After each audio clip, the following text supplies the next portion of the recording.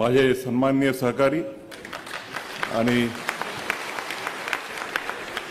माझ्यानंतर या देशाच्या न्यायव्यवस्थेची जे धुरा सांभाळणार आहेत ते माझे लहान बंधू आणि मित्र सन्माननीय न्यायमूर्ती सूर्यकांतजी, माझे 40 वर्षापासूनचे मित्र मुंबई उच्च न्यायालयातले सहकारी आणि आता सर्वोच्च न्यायालयात माझ्यासोबत माझे सहकारी न्यायमूर्ती अभय ओक, महाराष्ट्राचे लोकप्रिय मुख्य न्यायाधीश जे होते आणि आता जे सुप्रीम कोर्टात आहेत ते माझे मित्र सन्माननीय दीपंकर दत्ताजी, माझे दुसरे लहान बंधू न्यायमूर्ती प्रसन्न वराळे, मुख्य न्यायाधीश मुंबई उच्च न्यायालयाचे आणि परत लोकप्रिय मुख्य न्यायाधीश ज्यांनी अतिशय कमी कालखंडामध्ये मुंबई उच्च न्यायालयात लोकप्रियता मिळवली आहे ते माझे मित्र न्यायमूर्ती आलोक आराध्य, माझे मुंबई उच्च न्यायालयातील सहकारी आणि सध्या केरळ उच्च न्यायालयाचे मुख्य न्यायाधीश श्री नितीन जामदार,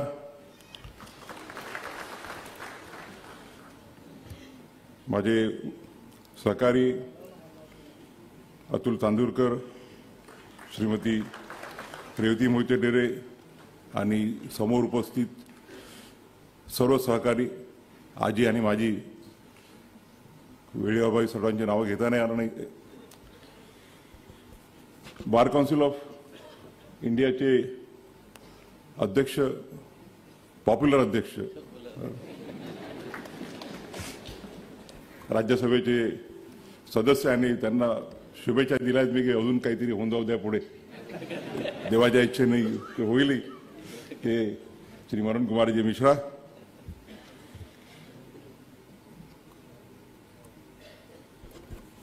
केंद्र शासनाचे ॲडिशनल सॉलिसिटर जनरल माझे मित्र अनिल सिंग, गोव्याचे ॲडव्होकेट जनरल श्री देवीदास पंगम, महाराष्ट्र राज्याच्या महाराष्ट्र बार काउन्सिल ऑफ महाराष्ट्र आणि गोव्याचे सन्माननीय अध्यक्ष श्री खोंडे देशमुख, उपाध्यक्ष अमोल सावंत आणि बार काउन्सिल ऑफ इंडियामध्ये महाराष्ट्राचं आणि गोव्याचं प्रतिनिधित्व करणारे श्री आशिष देशमुख, बार काउन्सिल ऑफ महाराष्ट्राचे सर्व सन्माननीय सदस्य, बार काउन्सिल ऑफ इंडियाचे अनेक राज्यांमधून इथे आलेले सर्व सन्माननीय सदस्य, मोठ्या संख्येने इथे वकिलांच्या शिवाय इतर अनेक जण उपस्थित आहेत. माझ्या वडिलांचे घनिष्ठ मित्र बॅरिस्टर रेया रंतुले यांचे पुतणे श्री मुश्ताक रंतुले आहेत. माझे कुटुंबीय सुद्धा मोठ्या संख्येने उपस्थित आहेत. माझे काका डॉक्टर विश्वास गवई, माझे लहान बंधू डॉक्टर राजेंद्र गवई, मुलगा ज्योतिरादित्य आणि इतर अनेक कुटुंबीय उपस्थित आहेत. आणि सर्वात महत्त्वाचे म्हणजे महाराष्ट्राच्या कानाकोपऱ्यातून एवढ्या प्रचंड संख्येने आलेले माझे सर्व वकील मित्र आणि मैत्रिणींना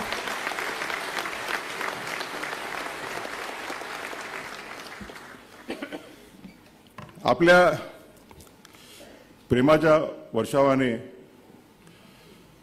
पूर्णपणे ओथंबून गेलेलो आहे आणि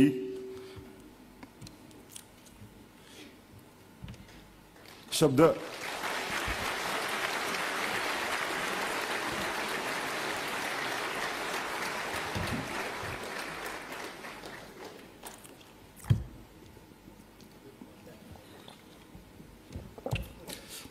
सूचनाचे झाले आहेत. 40 वर्षापासून आपल्या सर्वांचं प्रेम आणि आशीर्वाद सतत लाभलेला आहे आणि आजचा जो अभूतपूर्व सोहळा जो आपण आयोजित केला तो मला वाटते कधीही जीवनाच्या अंतापर्यंत मनातून जाणार नाही. कुठल्या शब्दांनी आपली कृतज्ञता व्यक्त करावी यासाठी माझ्याकडे शब्द नाहीत. वराळे साहेबांसारखा मी साहित्यिक नाही, त्याच्यामुळे माहीत असतं तर त्यांच्याकडून थोड्या 2-4 कविता लिहून घेतल्या असत्या. तर माझ्यासोबत आहेत आमचे रजिस्ट्रार निंबाळकर, त्यांनी काही सुचवलं नाही. माझ्या ते बुलडोझर जस्टिसवरचं जे जजमेंट होतं त्यातल्या जी सुरुवात ज्या कवितेने मी केली, कवी प्रदीप निंबाळकरांनी 2-4 कविता चांगल्या शोधून काढल्या होत्या, याच्यापुढे लक्षात ठेवतील.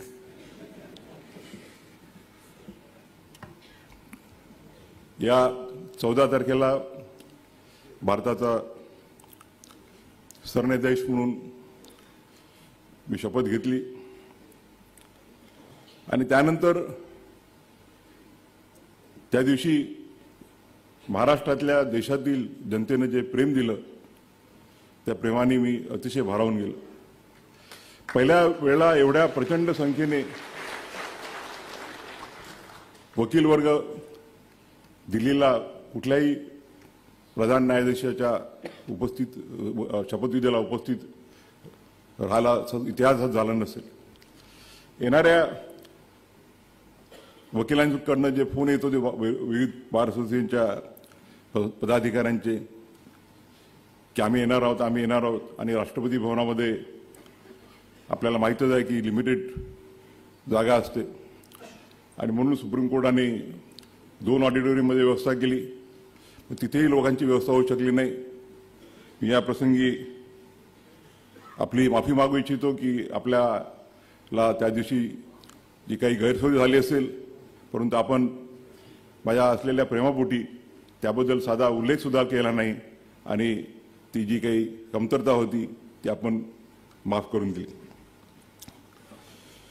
आज मी विशेष काळाच्या मर्यादा पण आहेत, कारण की ओक साहेबांना आणि वराळे साहेबांना लवकर जायचं आहे. थोडक्यामध्ये आपल्याशी हितगुज साधण्याचा प्रयत्न करणार आहे. अनेकांनी सांगितल्याप्रमाणे माझ्या प्रवासाची सुरुवात ही अमरावती शहरातील जो एक फ्रेजरपुरा म्हणून भाग आहे आणि त्यावेळेला ऑलमोस्ट सेमी स्लम असा एरिया होता, तिथल्या नागरिक म्युन्सिपल स्कूल, त्याला नगर परिषद शाळा क्रमांक 8 या नावाने ती संबोधित होती. तिथून झाला. लहानपणापासूनच आई आणि वडिलांचे संस्कार माझ्यावर आलेत आणि त्याच्यामुळे जो काही आज मी आहे त्यात डॉक्टर बाबासाहेब आंबेडकरांच्या विचाराचा जेवढा सहभाग आहे तेवढाच माझ्या आई आणि वडिलांनी दिलेल्या संस्काराचा सुद्धा सहभाग आहे. लहानपणी आईकडून आम्ही कष्ट शिकलो आणि त्यावेळेला परिस्थिती अतिशय बेताची होती, कारण की वडिलांनी फार कमी वयामध्ये बाबासाहेब आंबेडकरांच्या चळवळीत स्वतःला झोकून दिलं होतं आणि त्यामुळे घराची जबाबदारी माझ्या आईवर आली आणि आई शाळेमध्ये शिक्षिका म्हणून काम करत असताना घरसुद्धा सांभाळायची आणि आमचा परिवार म्हणजे एकत्रित परिवार होता. नुसतंच माझे काका आणि माझे आत्या एवढेच मर्यादित नव्हते, तर वडिलांचे अनेक आते भाऊ, मामे भाऊ, मावस भाऊ हे सुद्धा त्यावेळेला शिक्षणाची सोय कमी असल्यामुळे त्या सर्वांचाच रहिवास आमच्या घरी असायचा आणि माझी आई आणि त्यावेळेला आमच्या वडिलांच्या सगळ्यात लहान बहीण होत्या, सुनू होत्या, त्यांचं लग्न व्हायचं होतं. त्या दोघी मिळून किती लोक जरी असले त्यांचा सगळ्यांचा स्वयंपाक करायच्या आणि त्यामुळे एक लहानपणापासून एक इन्क्लुझिव्हनेस, त्याला म्हणतो सर्वांसोबत राहण्याचं, सर्वांसोबत जगायची जी प्रेरणा मिळाली ते लहानपणापासून आईकडून जे शिकलो. परंतु माझ्या जडणघडणीत जर सर्वात महत्त्वाचं कोणाचं योगदान असेल तर ते म्हणजे माझे वडील दादासाहेब गवई. लहानपणापासून त्यांच्यासोबत मी राहिलो. ते जिथे जिथे कार्यक्रमाला जायचे त्यावेळेला शाळेत शिकत असताना सुद्धा त्यांच्यासोबत मी जायचो आणि समाजात वावरण्याची, समाजासोबत राहण्याची सवय ती लहानपणापासून लाभली. समाजाचे प्रश्न काय असतात, तळागाळातल्या लोकांचे प्रश्न काय असतात आणि त्या जडणघडणीचा आणि बाबासाहेब आंबेडकरांचे विचार त्यांनी लहानपणापासून माझ्या डोक्यात आत्मसात केले. भारतीय राज्यघटनेबद्दल त्यांना अतिशय प्रेम होतं आणि भारतीय राज्यघटना त्यांना पूर्णपणे एक चांगले अभ्यासक होते ते. आणि त्यामुळे माझ्या लहानपणापासूनच डॉक्टर बाबासाहेब आंबेडकर आणि बाबासाहेब आंबेडकरांनी निर्माण केलेली भारतीय राज्यघटना ही माझ्या लहानपणापासूनच माझ्यामध्ये पूर्णपणे अंतर्भूत झाली आणि पुढच्या माझ्या आयुष्याच्या वाटचालीमध्ये त्याचं ते एक फाउंडेशन बनलं. खरं म्हणजे माझी सुरुवातीला वकील बनण्याची इच्छा नव्हती, कारण की मला आर्किटेक्चरमध्ये इंटरेस्ट होता आणि त्यामुळे आर्किटेक्ट बनावं अशी इच्छा होती. परंतु वडिलांना वकील व्हायचं होतं. परंतु ज्यावेळेला त्यांनी वकिलीच्या परीक्षेच्या वेळेला त्यांना सत्याग्रहामध्ये अटक करण्यात आली आणि जेलमध्ये होते, त्यामुळे ते परीक्षेला बसू शकले नाही आणि वकील झाले नाही. आणि त्यांची इच्छा होती की त्यांची जी वकील बनण्याची जी इच्छा होती ती वकील बनून पूर्ण करावी आणि त्यांचा आदेश मानून मी वकिलीला LLBला ॲडमिशन घेतली. मध्यंतरीच्या काळात वडील विधान परिषदेचे उपाध्यक्ष झाले, त्यामुळे मग आम्ही मुंबईला आलो. परिस्थिती बऱ्यापैकी झाली. चांगल्या शाळेत सुरुवातीला चिकित्सक समूहामध्ये मी 3री ते 7वीपर्यंत शिकलो. आईला असं वाटलं की माझे बाकीचे दोघं मुलं कॉन्व्हेंटमध्ये आहेत तर मोठ्या मुलाला न्यूनगंड येईल मराठी. तर 8वीमध्ये तिने मला होलीनेममध्ये टाकलं बाकीच्या 2 भावंडांसोबत आणि 8वी ते 10वी होलीनेममध्ये झाल्यानंतर KC कॉलेजमध्ये ग्रॅज्युएशन केलं. फर्स्ट इयर LLB मी गव्हर्नमेंट लॉ कॉलेजमध्ये केली. माझे अनेक मित्र त्यावेळचे आज इथे उपस्थित आहेत. राजन शिरोडकर आणि आम्हाला वाटते आमच्या सहित नाही आहेत, आम्ही एक क्लासमेट होतो. आणि त्यानंतर वडिलांना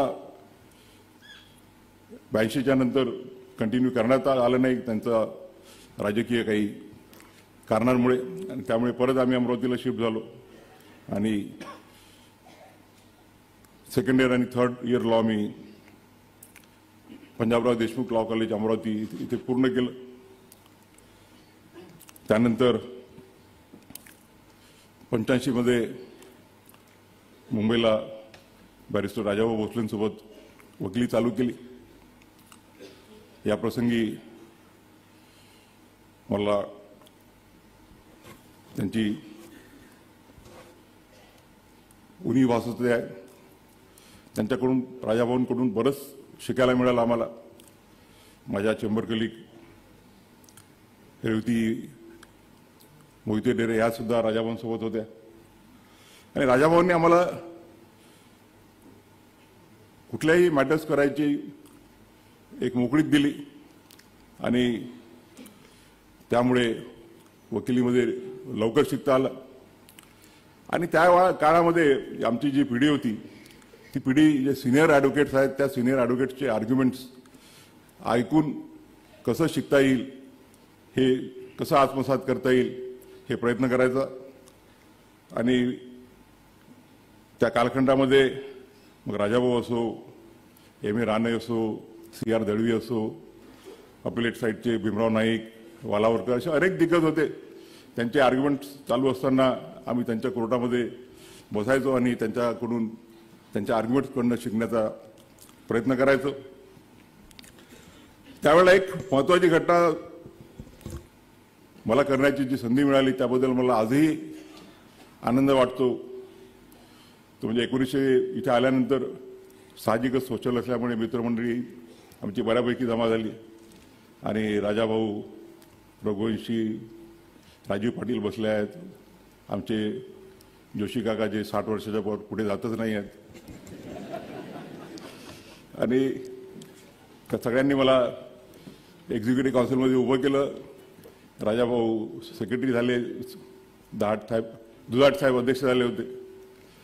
आणि बाबासाहेब आंबेडकरांचं तोपर्यंत हायकोर्टाच्या बार असोसिएशनमध्ये पोर्ट्रेट नव्हता. आणि मला आनंद आहे की माझ्या पुढाकाराने मी त्यावेळेला डॉक्टर बाबासाहेब आंबेडकरांचं तैलचित्र बार असोसिएशनला प्रेझेंट केलं आणि आज आपल्या बार असोसिएशनमध्ये बाबासाहेब आंबेडकरांचं तैलचित्र तिथे आहे. दुसरा योगायोग म्हणजे मी सुप्रीम कोर्टाच्या बिल्डिंग कमिटीमध्ये सहभाग असताना डॉक्टर बाबासाहेब आंबेडकरांचा पुतळा बसवण्याची तिथे चीफ जस्टिस चंद्रचूड साहेब यांच्या नेतृत्वाखाली आम्हाला जी संधी मिळाली तो एक दुसरा बाबासाहेबांच्या प्रती आदर व्यक्त करण्याचा, कृतज्ञता करण्याची जी संधी मिळाली त्याबद्दल मी स्वतःला अतिशय भाग्यवान समजतो. सुप्रीम कोर्टामध्ये बाबासाहेबांचा जो पुतळा लागला तर त्यावेळेला अनेक आम्ही फोटो पाहिले आणि त्यातला मला जो एक फोटो दिसला की बाबासाहेब आंबेडकर वकिलाच्या वेशामध्ये आहेत आणि म्हणून मी निर्णय घेतला की सुप्रीम कोर्टामध्ये बाबासाहेबांचा जो पुतळा लागेल तो वकिलाच्या मुद्रेमध्येच आणि सुप्रीम कोर्टाच्या दिशेने तोंड करून लागेल, जेणेकरून बाबासाहेबांचे जे विचार आहेत, बाबासाहेबांचा जो आदर्श आहे तो सतत आम्हाला प्रेरणा देत राहील. 5 वर्षाच्या कालखंडात अनेक मित्र जमा झाले, परंतु त्यावेळेला आमचे नागपूरचे भाऊसाहेब बोबडे ॲडव्होकेट जनरल होते, त्यानंतर मनोहर साहेब ॲडव्होकेट जनरल होते आणि दोघांनी ॲडव्होकेट जनरल डिस्कंटिन्यू झाल्यावरही मुंबईतच वकिली करण्याचं ठरवलं. आणि मनोहर साहेबांनी तर मुंबईच्या वकिलांची स्केलही फीचे स्केल जे आहे ते आज मला वाटते आता आमचे सतीश माने शिंदेचे फी काय फीचे स्केल असतील ते न सांगितलेलं बरं. सगळे फिल्म स्टार्स त्यांचे पक्षकार आहेत. आणि बाबासाहेब त्यावेळेला ॲडव्होकेट जनरल असताना एक अतिशय महत्त्वाच्या कॉन्स्टिट्युशनल इश्यूवरती मला फुलमॅच करण्याची संधी मिळाली 1987 मध्ये. आणि त्यानंतर बाबासाहेबांनी म्हटलं की तू एवढं चांगलं काम करतोयस तर मग इथे जाण्यापेक्षा नागपूरला का जात नाही, आपला भाग आहे तिथे जर तू गेला तर तू लवकर तिथे तुला नाव मिळेल आणि लवकरच तू प्रसिद्ध होतील. आणि त्यानंतर त्यांचा सल्ला ऐकून मी नागपूरला गेलो आणि मला वाटते जे मुंबई मला ॲडव्हान्टेज हा झाला की मुंबईलाही भरपूर मित्र मिळाले आणि 90ला नागपूरला गेल्यावर तिथे अनेक मित्र मिळाले आणि तिथेही चांगलं शिकायला मिळालं. 10 वर्ष प्रायव्हेट वकिली केल्यानंतर त्यावेळेला विलासराव देशमुख महाराष्ट्राचे मुख्यमंत्री झाले आणि त्यांनी आग्रह केला की नागपूरच्या गव्हर्नमेंट प्युडरची जी पोस्ट आहे ती पोस्ट ॲक्सेप्ट करावी. मी सुरुवातीला रिलक्टंट होतो कारण की वकिली चांगल्यापैकी चालू होती आणि सरकारी वकील म्हणून किती पैसे मिळतात ते आता तरी बऱ्यापैकी स्केल आहेत. त्यातले एक माझ्या ज्युडिशियल ऑर्डरच झालेले आहेत. परंतु बोबडे साहेब आणि मी आम्ही एकाच टेबलवरती बसायचो आणि सुरुवातीपासून मी काही लपून ठेवलं नव्हतं की माझी उच्च न्यायालयाचा न्यायाधीश बनण्याची इच्छा आहे. फक्त एवढंच होतं की योग्य वयात झालं पाहिजे आणि बोबडे म्हणाले की तू जर ह्या रेग्युलर रूटनी गेला तर वेळ लागेल, कारण की मोठमोठे सिनियर वकील लाईनीत उभे आहेत जज बनायसाठी, आणि इकडे जर तू गव्हर्नमेंट पिरियड झाला तर शॉर्टकट होईल.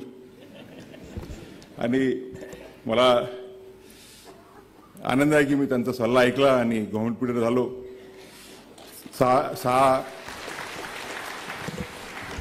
सहा महिन्यातच BP सिंग ज्यावेळेला नागपूरला आले होते तर 2 दिवसासाठी आले. 2 दिवसानंतर त्यांनी बोलावलं की इच्छा आहे काय, तर मी हो म्हटलं. तर त्यांनी विचारलं वय काय, तर त्यावेळेला मी 29 वर्ष 6 महिन्याचा होतो.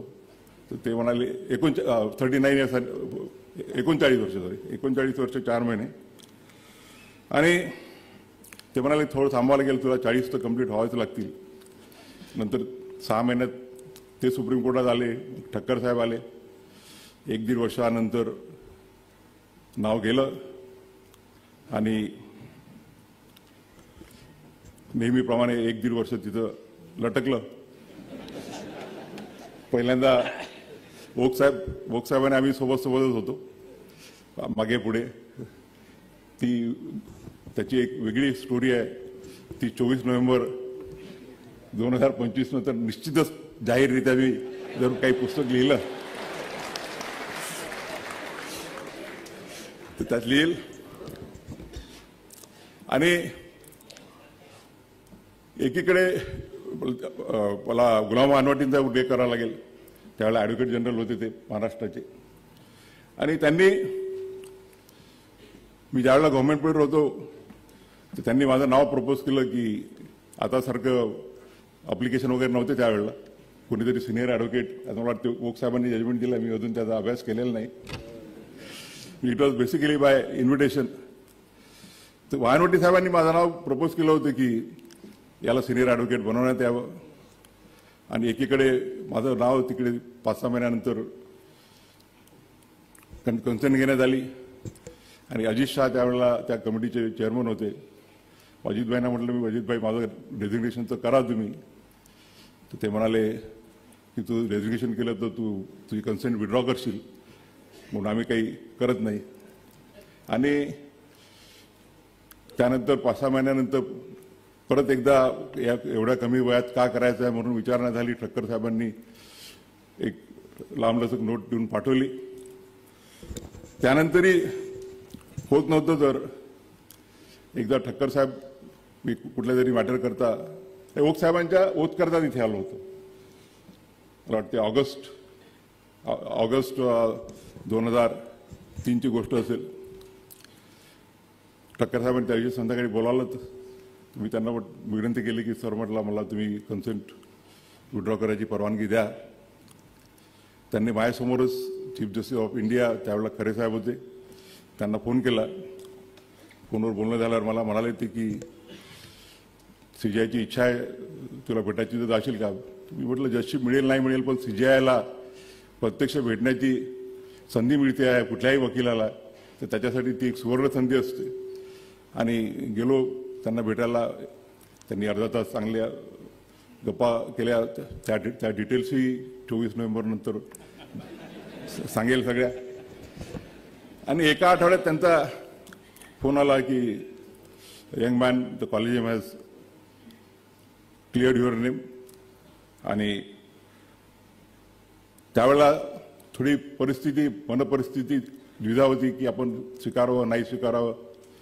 परंतु त्याही वेळेला आता वराळे साहेबांनी सांगितल्याप्रमाणे वडिलांनी म्हटलं की तू वकिलीच राहशील तर खोऱ्यांनी पैसे कमावशील, परंतु तू जर न्यायदानाचं काम करायला गेला तर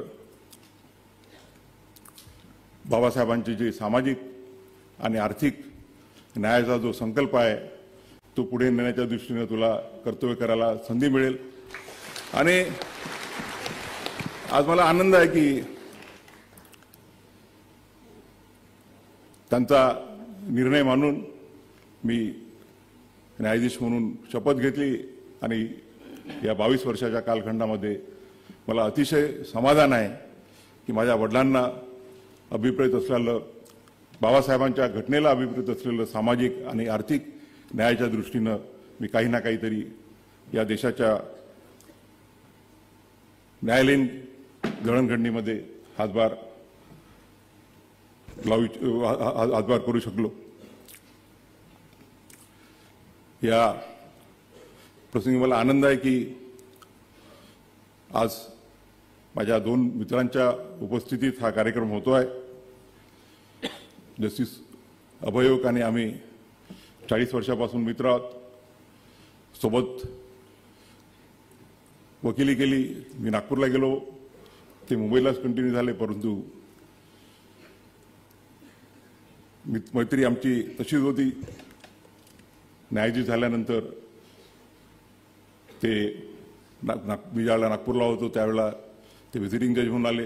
त्यांचे संबंध अजून घनिष्ठ होत गेले आणि 2003च्या घटनेचा जरी मी उल्लेख टाळू इच्छितो आज, परंतु 2019ची जर घटना मी सांगितली नाही तर मला वाटते तो योग्य होणार नाही। 2019मध्ये आमच्याकडे चालत असते, आपल्या सगळ्यांनी त्या स्टेजेस गेल्या आहेत हायकोर्ट जज होताना, आणि त्यावेळेला माझं नाव चर्चेत आलं। त्यावेळेला बऱ्याच प्रेसमध्ये वगैरे यायचं की गेल्या 10 वर्षापासून शेड्यूल कास्ट शेड्यूल ट्राईबचं कोणीच सर्वोच्च न्यायालयामध्ये नाही आहे, आणि त्यावेळेला देशामध्ये त्या घटकातील सर्वात ज्येष्ठ न्यायमूर्ती मी होतो। आणि मला विचारण्यात आलं तर मी हो म्हणण्याच्या अगोदर पहिल्यांदा माझे जे 2 सिनियर मित्र आहेत, धर्माधिकारी साहेब न्यायमूर्ती आणि ओक साहेब, यांच्याकडे गेलो। ओक साहेबांनी म्हटलं असंच आहे की तर मी काय करू अशा परिस्थितीत। त्यांनी म्हटलं की ऑलरेडी मुंबईचे 3 न्यायमूर्ती सुप्रीम कोर्टात आहेत, त्यामुळे मुंबईचा कोटा फुल आहे, आणि तू जर दुसऱ्या कुठल्या मार्गाने दुसऱ्या कोर्टातून जात असतील तर मला ऑब्जेक्शन असण्याचं काहीही कारण नाही आहे। आणि कारण की माझ्यावरती ते आणि ते हे म्हणाले की माझा जर मित्र आज जाऊन या देशाचा सर्वोच्च न्यायालय बनण्याची त्याला संधी मिळणार असेल तर ती माझ्यासाठी आनंदाची बाब आहे। आणि याचा मी जाहीरपणे आज उल्लेख करू इच्छितो की त्यांनी मनाचा मोठेपणा दाखवला त्यावेळेला।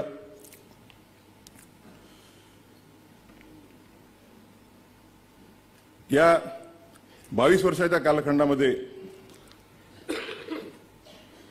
अनेक महत्त्वाचे निर्णय देण्याची मला संधी मिळाली। वकिलीत असताना सुद्धा एक सामाजिक आणि आर्थिक न्यायाच्या दृष्टीने मोठं काम करण्याची संधी मिळाली। मी ज्यावेळेला गव्हर्नमेंट पीडर होतो त्यावेळेला आमच्या नागपूरच्या एका जज साहेबांनी आदेश पारित केला की नागपूरच्या सगळ्या झोपडपट्ट्या 8 दिवसामध्ये रिकाम्या करण्यात याव्यात। आणि त्यावेळेला विलासराव देशमुख वर्ध्याला आले होते, त्यांचा फोन आला, मला इमिजिएटली चर्चा करायची, आणि इमिजिएटली आम्ही ते सुप्रीम कोर्टात चॅलेंज केलं। सिनियर ॲडव्होकेट्स आम्ही एंगेज केले होते, पण ते पोहोचले नाही, त्यामुळे मला ती केस आर्ग्यू करण्याची संधी मिळाली। आणि मला आनंद आहे की नागपूरच्या लाखो झोपडपट्टीवासियांचं जे छत हिरावलं जाणार होतं ते हिरावण्यापासून वाचवण्याची संधी त्यावेळेला मिळाली।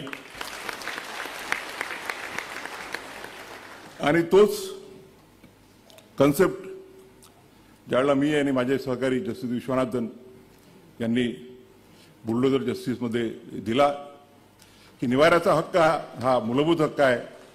कुठल्याही व्यक्तीचा मग तो आरोपी असो किंवा त्याच्यावरती गुन्हा जरी सिद्ध झालेला असेल तर तुम्ही त्याच्या कुटुंबियांच्या वरचं छत कायद्याचं जो रूल ऑफ लॉ आहे त्या रूल ऑफ लॉला ब्रीच करून त्याचं छत हिरावू शकत नाही। मला आनंद आहे की या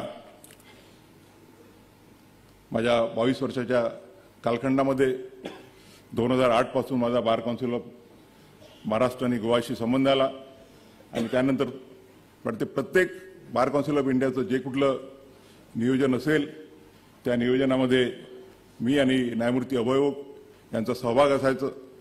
कधी कधी असं वाटायचं की आम्ही दोघंजण बार काउन्सिल ऑफ इंडिया आणि महाराष्ट्राचे कोऑपरेटिव्ह मेंबर आहोत का. आता आनंद आहे दिल्लीला गेल्यावर मनोज कुमार मिश्रांच्या बार काउन्सिल ऑफ इंडियासोबत काम करण्याची संधी मिळते आहे. आम्ही गोव्याला इंटरनॅशनल लॉ युनिव्हर्सिटी स्थापन केलेली आहे. आज मला सर्वात महत्त्वाचा जो आनंद आहे तो म्हणजे 26 जानेवारी 1925 रोजी आपण भारतीय राज्यघटनेच्या स्थापनेला 75 वर्ष पूर्ण केले आणि भारतीय राज्यघटनेची अमृतोत्सवी वाटचाल पूर्ण होऊन शतकपूर्तीकडे जात असताना भारताचा त्या सर्वोच्च न्यायालयाचा न्यायाधीश होण्याची संधी मला मिळते हे मी माझं भाग्य समजतो. आज आपण बघतो आहोत की आपली जी संविधानिक वाटचाल आहे ती मागच्या 75 वर्षाची कुठल्याही राज्यघटनेकरता 75 वर्षाची वाटचाल ही काही खूप मोठी कालखंड नाही आहे. परंतु या 75 वर्षाच्या कालखंडामध्ये मी निश्चितपणे सांगू शकतो की भारताच्या ज्या लोकशाहीचे जे 3 स्तंभ आहेत ते म्हणजे विधिपालिका, कार्यपालिका आणि न्यायपालिका यांनी निश्चितच आपल्या घटनेला अभिप्रेत असलेला आर्थिक आणि सामाजिक न्याय देण्याच्या दृष्टीनं प्रयत्न केलेले आहेत.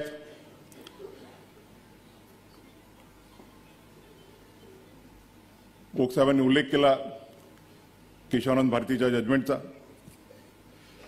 केशवानंद भारतीच्या जजमेंटनी बेसिक स्ट्रक्चरची संकल्पना आणली. प्रश्नच नाही की बेसिक स्ट्रक्चरच्या संकल्पनेमुळे आज आपला देश एक मजबूत आहे आणि तिन्ही ज्या विंग्स आहेत त्या तिन्ही जे स्तंभ आहेत ते आपापल्या जे त्यांना दिलेले स्पियर्स आहेत त्यामध्ये काम करण्याचा प्रयत्न करतात.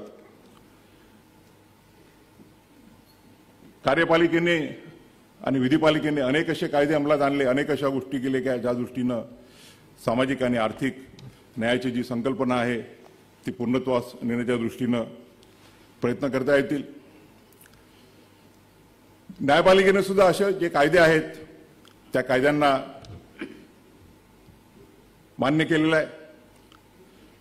परंतु केशवानंद भारती ही एक दुसऱ्या गोष्टीसाठी त्याचं महत्त्व विदित करणं मी माझं कर्तव्य मानतो. 1973च्या अगोदरचा जर आपण प्रवास पाहिला, मगाशी जामदार साहेबांनी माझ्या गोव्याच्या भाषणाचा उल्लेख केला, तर आपण बघू की 73च्या अगोदरचा जो कालखंड होता त्यात directive principles are subordinate to fundamental rights, and whenever there is a conflict between directive principles and fundamental rights, the directive principles will have to give a go to the fundamental rights. परंतु 1973 मध्ये जरी basic structure डॉक्ट्राईनवरती एका 6 जजेस एका बाजूला होते, it was pertaining to the amending powers of the constitution. 6 जजेसनी म्हटलं की भारताच्या पार्लमेंटचे कॉन्स्टिट्यूशन अमेंड करण्याचे जे अधिकार आहेत ते असीमित आहेत आणि काही घटना दुरुस्ती करता येऊ शकते. 6 जणांनी म्हटलं की नाही, असं करता येत नाही आणि फंडामेंटल राईट्सला बिलकुल हात लावता येत नाही, दे आर अनटचेबल्स. परंतु ज्यांचा उल्लेख केला ओक साहेबांनी ते न्यायमूर्ती HR खन्ना आणि त्या अगोदर HR खन्नांच्या अगोदर अमरावतीचे JR मुधोळकर यांनी 5 जजेस बेंचमध्ये उल्लेख केला की त्यांनी आणि जस्टिस इजाजुल्लांनी की we require a stronger reasons to hold that the powers to amend the constitutions are unlimited. Justice Mudholkar म्हणाले की can a parliament be given a power to change the basic features of the constitution. ते म्हणाले if you permit so it will be permitting rewriting the constitution not amending it. आणि म्हणून मूळ basic futures जे आहे ती संकल्पना justice मुधोळकरांनी मांडली आणि ती पुढे HR खन्नांनी केशवानंद भारतीमध्ये पुढे नेली. आणि त्याच्यामुळे 6 जण एका बाजूला 6 जण दुसऱ्या बाजूला आणि केशवानंद भारतीचा वर्डिक्ट हा आला की पार्लमेंटला कॉन्स्टिट्यूशन अमेंड करण्याची पॉवर तर आहेतच, परंतु ते जो मूळ गाभा आहे, जो बेसिक स्ट्रक्चर आहे, त्याला पार्लमेंट हात लावू शकत नाही. मग ते सुप्रिमेसी ऑफ द कॉन्स्टिट्यूशन आहे, त्यानंतर the doctrine of separation of power, parliament, legislature, judiciary and executive, federal structure of the constitution, असे अनेक आहेत ते पुढे इव्हॉल्व होत गेले. आणि म्हणून ज्यावेळेला एका ठिकाणी मला विचारण्यात आलं की सध्या जो वाद चालू आहे की कॉन्स्टिट्यूशन की ज्युडिशियरी सुप्रीम आहे की एक्झिक्युटिव्ह सुप्रीम आहे, त्यावेळेला म्हटलं मी की neither judiciary nor executive nor the parliament are supreme, but it is a Constitution of India which is supreme, and all the 3 wings of the Constitution are required to work as per the Constitution. आणि मला आनंद आहे की गेल्या केशवानंद भारतीच्या नंतरचा जो 50 वर्षाचा आज 52 वर्षाचा कालखंड झालेला आहे, त्या केशवानंद भारतीचं जे जजमेंट आहे त्यांनी देश नुसतंच मजबूत आणि सुदृढ नसून देश सामाजिक आणि आर्थिक समानतेच्या दृष्टीनं प्रगतिशील आहे. आणि त्यामुळे आज ज्यावेळेला आपण देशाच्या राज्यघटनेच्या 75 वर्ष पूर्ण करून अमृत महोत्सव पूर्ण करून वाटचाल करत आहोत, त्यावेळेला भारतीय राज्यघटनेला अभिनंदन करण्यासाठी, अभिवादन करण्यासाठी बार काउन्सिल ऑफ महाराष्ट्र आणि गोवाने संविधानिक न्याय देण्याची अमृत महोत्सव उज्ज्वल परंपरा हा जो परिसंवाद आयोजित केलेला आहे तो अतिशय सुसंगत आहे. मी या प्रसंगी त्यांचं अभिनंदन करू इच्छितो. मला आणि निश्चित आमच्या सर्व सहकाऱ्यांना, मग ते ओक साहेब असो, सूर्यकांत साहेब असो, आम्हाला सर्वांना आनंद आहे की ह्या 75 वर्षाच्या जडणघडणीमध्ये आम्हा सर्वांना एक खारीचा वाटा घेण्याची जी संधी मिळालेली आहे त्याबद्दल मला खरोखर आनंद आहे. आम्हाला जी संधी दिली ती संधी आम्ही वापरली. मग ती लिबर्टी करता ओक साहेबांचे जजमेंट असो, सूर्यकांत साहेबांचे असो, माझे असो, इक्वॅलिटीचे जजमेंट असो. खरं म्हणजे मगाशीच उल्लेख केला मी की आपण सर्व समावेशक असलं पाहिजे. We all have to work as an institution. Dipankar Datta ज्यावेळेला मुंबई उच्च न्यायालयाचे मुख्य न्यायाधीश झाले, अतिशय संक्रमक काळात, कोविडच्या काळात, आणि त्यांनी पूर्ण ज्युडिशरीला आत्मसात केलं. He treated the entire members of the judiciary as part of his family. आणि म्हणून आजही आपण त्यांना प्रेमाने आपल्या प्रत्येक कार्यक्रमामध्ये त्यांची आठवण ठेवतो. त्यांचा परंपरा आलोक आराध्य साहेबही पुढे नेत आहेत. त्यांनी फार कमी कालखंडामध्ये स्वतःला फार पॉप्युलर झाले आहेत ते. आणि मला कोणीतरी सांगत होतं की काय काम करतात, रोज एवढे जजमेंट काढतात. आणि पहिल्यांदा तर म्हणजे त्यावेळेला जे त्यांनी चीफ जस्टिस म्हणून शपथ घेतली आणि दुसऱ्या त्याच्यानंतर जे 2-3 शनिवार रविवार होते त्यांना माझ्याबरोबर सोबत एवढं फिरावं लागलं की त्यांना वाटलं असेल कशाला आपण त्या हैदराबादच्या चांगल्या जागेतून इथे त्यानं कुठे धारणी, कुठे गडचिरोली, कुठे नक्षलाईट भागातली देवरी अशा सगळ्या ठिकाणी त्यांना घेऊन गेलो, मराठवाड्यात घेऊन गेलो. मला आनंद आहे की माझ्या या कालखंडामध्ये मला वाटतं असा एकही महाराष्ट्रातला जिल्हा नसेल की तिथे गेलो नाही. बार काउन्सिलशी संबंधित कार्यक्रम असो किंवा इतर अनेक असे कार्यक्रम असो, त्या कार्यक्रमाच्या निमित्तानं अनेक जिल्ह्याच्या मुख्यालय, मला वाटतं जिल्ह्याच्या मुख्यालय सर्वच ठिकाणी गेलो, परंतु अनेक तालुक्याच्या ठिकाणी सुद्धा जाता आलं. लोकांशी संवाद साधण्याची संधी मिळाली. नालसाचा चेअरमन म्हणून, एक्झिक्युटिव्ह चेअरमन म्हणून देशाच्या कानाकोपऱ्यामध्ये आम्ही फिरलो. मणिपूर, जिथे मणिपूरमध्ये 2 जमातींमध्ये वाद चालू आहे, तिथे जाऊन दोन्ही ज्या वॉर्डिंग जमाती आहेत त्यांना आश्वस्त करून की देश तुमच्यासोबत आहे, एक संदेश देण्याचा आम्ही प्रयत्न केला. या देशातील जो शेवटचा माणूस आहे, मग तो नागालँडमधील असो किंवा लडाखमधला असो, मिझोराममधला असो, अरुणाचल प्रदेशमधला असो, त्या सर्वांपर्यंत पोहोचून की न्याय तुमच्या दारात आहे, तुम्ही त्या न्यायाची अवेल करा, हा संदेश पोहोचवण्याचं संधी मिळाली.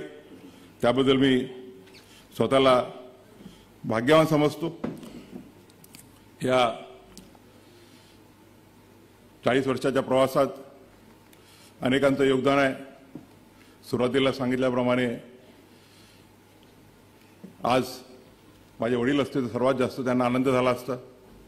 ज्यावेळेला 2003 मध्ये मी उच्च न्यायालयाचा न्यायाधीश म्हणून शपथ घेतली, त्यावेळेला ते म्हणाले होते, मला नाही म्हणाले पण माझ्या बाकीच्या नातेवाईकांना, की भूषण एक दिवस सर्वोच्च न्यायालयाचा मुख्य न्यायाधीश निश्चित होईल. आणि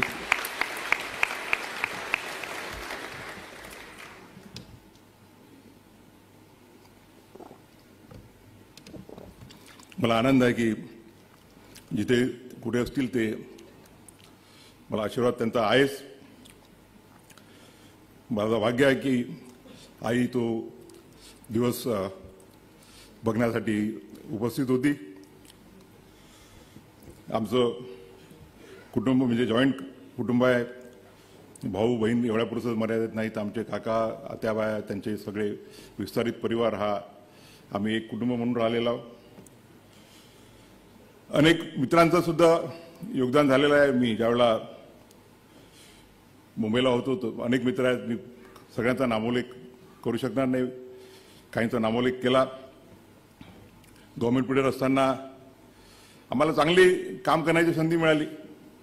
मी विलासरावांना म्हटलं होतं की मी ॲक्सेप्ट करेल, पण माझी एक कंडिशन आहे. त्यावेळेला 24 होते AGPs, 24 पैकी 12 तुमचे राहतील, 12 माझे राहतील. ही जर कंडिशन ॲक्सेप्ट करत असाल तर मी ॲक्सेप्ट करतो. त्यांनी हो म्हटलं. आणि त्यावेळेला नुकतीच 7-8 वर्षाची वकिली झालेले जे तरुण वकील होते त्यांना मी माझ्या ह्याच्यामध्ये घेतलं, माझ्या बाराच्या कोट्यामध्ये. आणि मला आज आनंद आहे की त्यातले अनेक जण, मग ते आज उपस्थित असलेले माझे मित्र अनिल किल्लर असो किंवा नितीन सांबरे असो, भारती डांगरे असो, आनंद बदर असो, ते उच्च न्यायालयाच्या न्यायाधीशापर म्हणून कार्यरत झाले आणि अतिशय चांगलं काम केलं. मुंबई उच्च न्यायालयात आल्यानंतर मला ज्युनियर जज म्हणून अनेक लोकांसोबत, अनेक जजेससोबत राहण्याची, काम करण्याची संधी मिळाली. माझा पहिला डिव्हिजन बेंच जस्टिस VC रागा यांच्यासोबत होता. त्यांनी भरपूर संधी दिली काम करण्याची. त्यानंतर डिव्हिजन बेंच हेड करायला लागलो तर पहिला माझा डिव्हिजन बेंच औरंगाबादला संजय गंगापूरवाला यांच्यासोबत होता आणि त्यानंतर मुंबईला श्रीहरी डावरे साहेब बसले आहेत, त्यांच्यासोबत मी बसलो. इथे उपस्थित असलेल्या अनेकांसोबत मला काम करण्याची संधी मिळाली. मग ते अजय गडकरी असो, न्यायमूर्ती सुनील शुक्रे असो, भडंग साहेब असो, मकरंद कर्णिक आणि मी 2 रोस्टर बसलो. मी मुंबईला 2017 मध्ये ज्यावेळेला आलो त्यावेळेला ते कधी सांगतील तो किस्सा.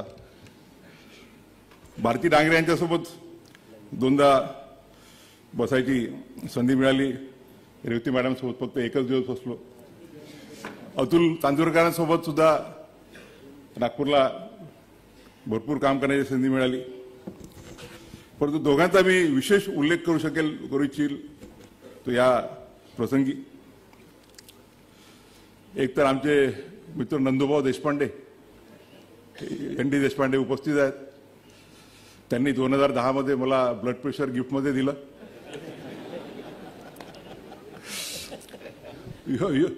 योगायोगाने त्यांचं पिटिशन माझ्यापुढे लागलं आणि ते अलाव केलं. आणि अलाव केल्यानंतर माझं ज्युडिशियल मॅटर्सचं जे असाइनमेंट होतं ते एका आठवड्यात काढून घेण्यात आलं. असे अनेक किस्से आहेत, ते नंतर कधी सांगता येतील. मी सर्वोच्च न्यायालयात गेल्यानंतर सगळ्यांना हे दिसतं की आम्ही पटापटा सोमवारी आणि शुक्रवारी 60-70 मॅटर संपवतो. पण त्या पाठीमागे खूप लोकांची मेहनत असते. आणि खरं म्हणजे न्यायाधीश पद हे एक सतीचं वाहन आहे. ती एक देशाची, समाजाची सेवा आहे. आणि मला आज अभिमानानं या प्रसंगी ते एक रामधनुष्य आहे. आज या प्रसंगी मी अभिमानानं सांगू इच्छितो की महाराष्ट्र बार काउन्सिलला काही काळिमा लागणार नाही अशा पद्धतीनं न्यायमूर्ती ओक आणि मी हे रामधनुष्य पेललेलं आहे आणि सतीचं वाहन पेललेलं आहे. आजचा कार्यक्रम हा होणार नाही होणार असं चालू होतं पहलगामचा अटॅक झाल्यानंतर. कारण की बार काउन्सिलची इच्छा होती की हा जो कार्यक्रम आहे तो ओक साहेब रिटायर व्हायच्या अगोदर झाला पाहिजे. पुढच्या शुक्रवारी आम्ही त्यांना फेअरवेल देणार आहोत. आणि मला खरोखर आनंद आहे की आज हा कार्यक्रम त्यांच्या उपस्थितीत होतो आहे. त्यांच्या सत्काराला तर मी येईलच, परंतु आज मी त्यांना शुभेच्छा देतो. आणि आम्ही दोघांनी डिक्लेअर केलेलं आहे की निवृत्त झाल्यानंतर आम्ही कुठलेही असाइनमेंट घेणार नाही.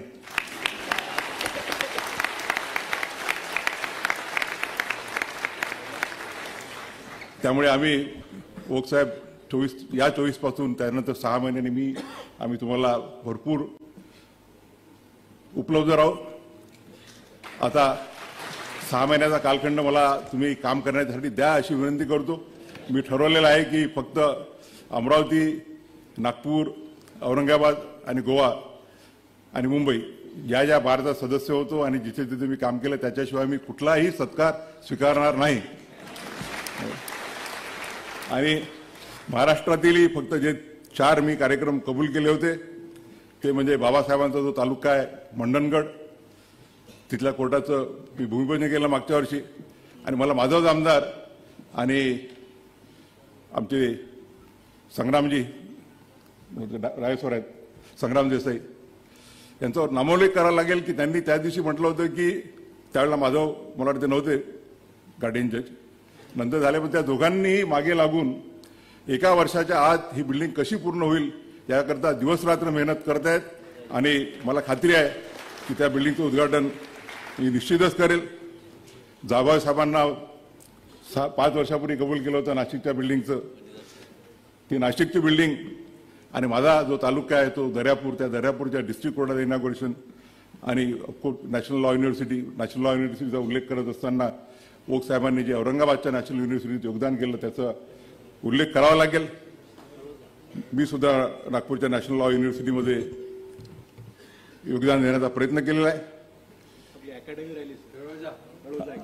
तू होणार कुठे तुमच्या एवढं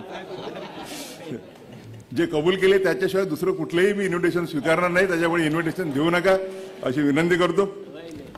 मगाशी सांगितल्याप्रमाणे आम्ही जे कामं करतो, जे जजमेंट देतो, त्यामध्ये अनेकांचा सहभाग असतो आणि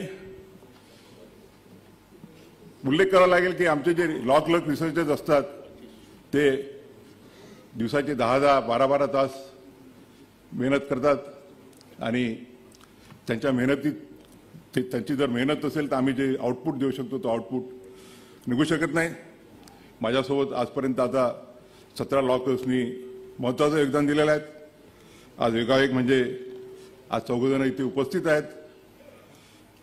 माझा पहिला लॉ क्लर्क श्रीरंग वर्मा जो औरंगाबादचा आहे, त्यानंतर मृणाल भिडे नाशिकची भिडे साहेबांची मुलगी, वरद किलोर आणि अभिषेक कर्णिक यांचा मी या प्रसंगी उल्लेख जर केला नाही तर ते चुकीचं ठरेल. मगाशी देशपांडे साहेबांचं नाव घेता घेता एक नाव विसरून गेलो मी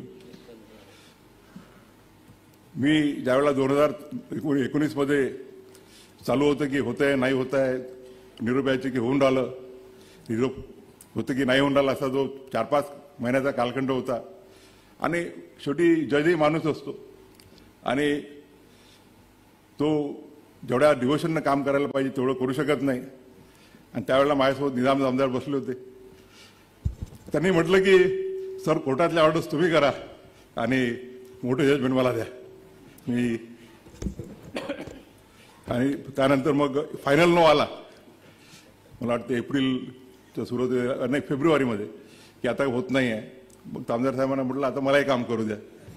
मग आम्ही जजमेंट्स वाटून घ्यायचो. या सर्वांचा उल्लेखाचा नामोल्लेख मी विसरले असेल तर त्यांनी मला माफी मागावी, कारण मी लिहून भाषण आणत नसतो, त्यामुळे वेळेवर जे सुचतं त्यात एखाद्या वेळेला चूकभूल होऊ शकते. आणि या प्रसंगी आपल्याला माहीत आहे की मगाशी म्हटल्याप्रमाणे जजचं काम हे एक सतीच्या वाणासारखं काम आहे आणि सगळ्यात अफेक्टेड जर कोणी राहत असेल तर ती म्हणजे जजेसची फॅमिली. इव्हन वकिलांना सुद्धा काम करावं लागतं.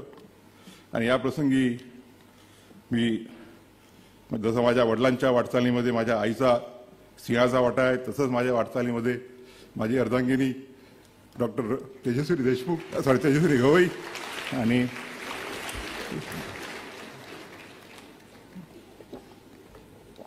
कुटुंबियांचा सुद्धा महत्त्वाचा वाटा आहे. कामामुळे मुलांना, मग मुलगी करिश्मा असो की मुलगा ज्योतिरादित्य असो, एवढा वेळ देता येत नाही, परंतु ती उणीव मी 24 नोव्हेंबर 25 नंतर निश्चितच भरून काढेल.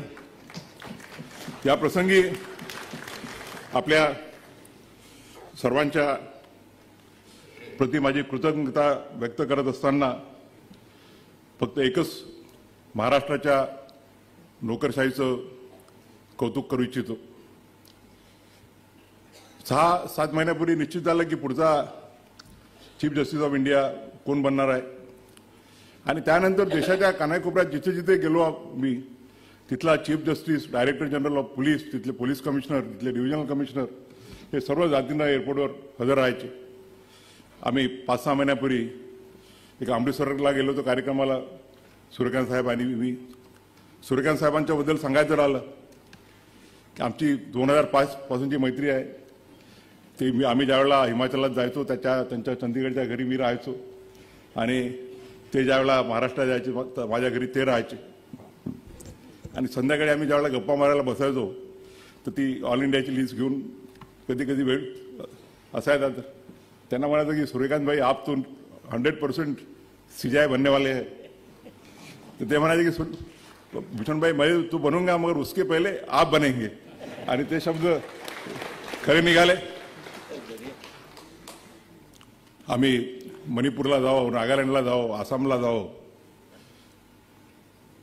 जे मागे अमृतसरला कार्यक्रमाला गेलो तर 300 मीटरचा रोडचा प्रवास करून director general of police, chief secretary, police commissioner सगळे जातीनं हजर होते.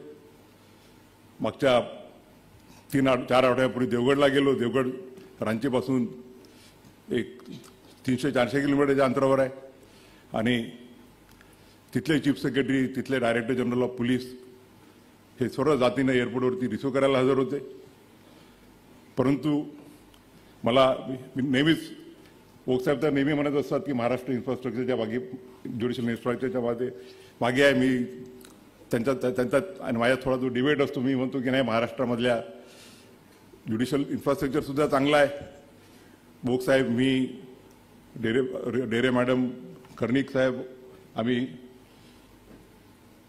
भरपूर काम केलं इन्फ्रास्ट्रक्चरमध्ये. त्या कमिटीवर असताना मी मोहित शाह साहेबांचा उल्लेख विसरून गेलो.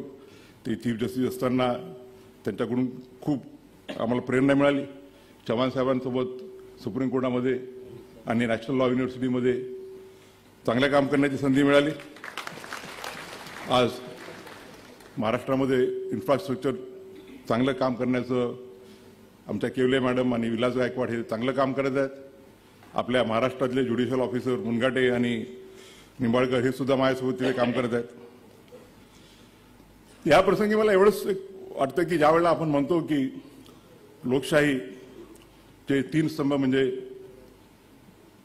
न्यायपालिका, विधिपालिका आणि कार्यपालिका हे समान आहेत, तर every organ of the constitution must reciprocate and give its due respect to the other organs.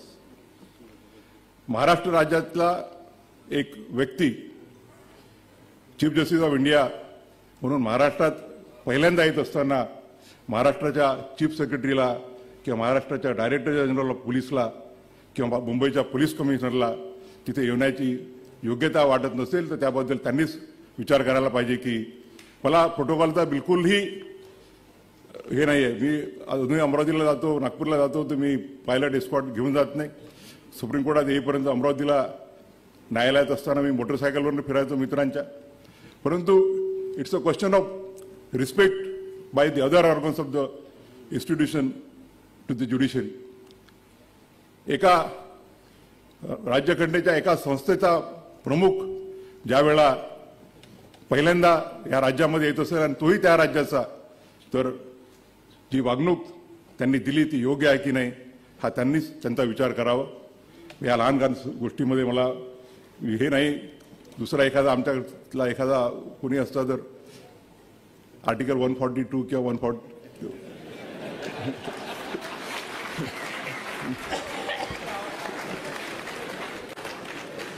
लहान लहान गोष्टी आहेत, पण तुम्ही उल्लेख यासाठी केला की लोकांना कळलं पाहिजे. मी या प्रसंगी पुनश्च आपल्या सर्वांचे मनापासून आभार मानतो. आभार कोणाचे मानायचे? आपण आपलेच मानायचे का? कालपासून मी ओथंबून गेलेला बार काउन्सिल ऑफचे सर्व सदस्य आपल्या कुटुंबियांसोबत कालपासून हजर आहेत. खरं म्हणजे माझ्या बायकोला कार्यक्रम वगैरे आवडत नाहीत, पण त्यांचा आग्रह होता की नाही तुम्ही वहिनींना घेऊन या. आम्ही सगळेजण आमच्या बायकोला घेऊन येतो, बायकांना घेऊन येतो. तर मी खरोखर आपल्या प्रेमाने ओथंबून गेलेलो आहे. या प्रसंगी मी फक्त आपल्या आशीर्वादाची याचना करतो की माझ्या हातून असं कुठलेही काम होऊ नये की जेणेकरून बार काउन्सिल ऑफ महाराष्ट्र आणि गोवा, मुंबई उच्च न्यायालय याच्या नावाला थोडासाही धप्पा लागेल. माझ्याकडून असं काम व्हावं की the rule of law, the constitutional values, the principles of liberty, equality and justice are maintained.